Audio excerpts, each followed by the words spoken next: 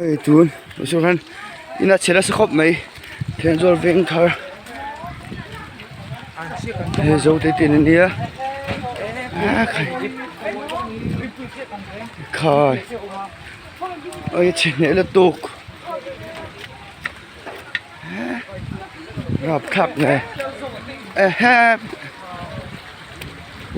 tháp cái tục, với những dạng nghe.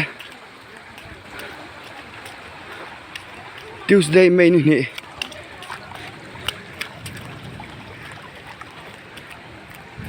ơi chuyện bao giờ tiền lôm nó ăn đi hết rồi pi giờ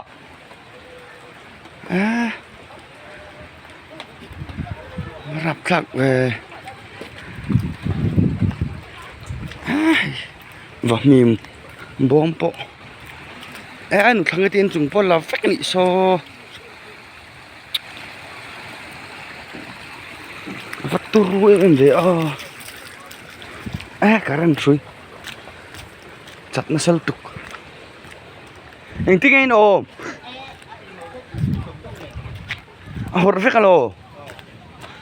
khay á lại cái phí câu tổ lông mi đồng cam đây mi câu tổ lông ekka hay in lo lai chung thằng in khai tông ra khai tục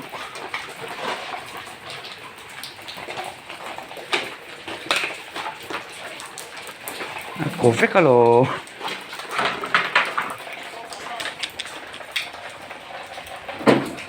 phân là em về ôi em một tôi chơi lém đúng không dấu tên đã chơi vét anh là xăm tập chính là chơi vét chuyện bao giờ tên chơi vét bọc vọc in bôi bao đấy lại ổn định hi dùng trả thua rạp thạc tục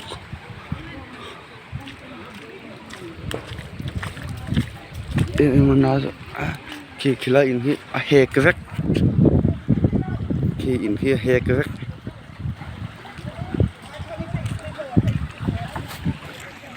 vẫn tầm khốc này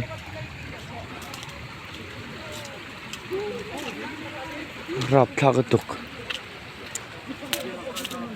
là nuôi mày thằng làm bằng in lụa lai vét này in lụa lai vét hey dâu tây in po he cái vét ngồi chú cho chúng nó sẽ vét mình sinh chú anh hùng mạnh nhưng vẫn xía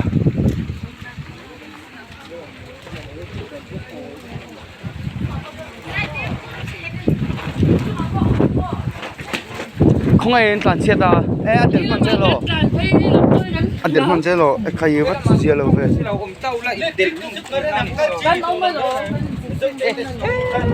in chung à lúc xin in chung à dâu tây in chung hay dâu tây in chung này ek ha hey dar masih khóc mà anh bé ra tuần nó sao phèn veng các veng phần na em về 2012 for me ai khăn nó dọc lâu mà léo khi đông không thấy mà đây đây bùi chụp khay korong vek cu dâu tây tin này thiền bà dâu tin này thằng lại thằng cái tin chơi vek em bà thôi khay ula lên nó thôn lên khoai em đâu sai chua anh ấy chua ina lâu à nó lò vừa vàng này về hay làm bằng cái concrete này hay làm bằng जो hiếm khám concrete làm bằng cái concrete làm bằng hiếm khám này sometimes anh hay làm bằng cái sometimes bằng giống anh sometimes làm bằng cái tu mà chuyện này khóc mày hay lụa ta cũng to lâu room lệ sitting room rong chơi vét rạp là khúc này có chốc lắm chung con cốt của mình chung nghe giúp với các chị tỏ là hoa hồ đấy chuyện là cần tộc nó khóc kháng bẩn kháng cái chúng po pir phết hả